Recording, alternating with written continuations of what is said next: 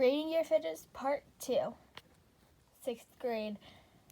They just kind of need something to move around, you know, quiet. I actually really like these, and I'm in 7th. So 6th grade kind of just makes sense, and I wish I'd had fidgets last year. 7th grade, I would bring this to school, except for my friends are very judgmental, and so am I. So like, it's fair, but like, it's just, you know, kind of just like a hand workout.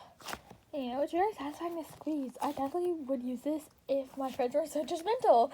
8th grade. These are very aesthetically pleasing. You know, they're cute, and like you could like set them on your table or something. Like they're really cute.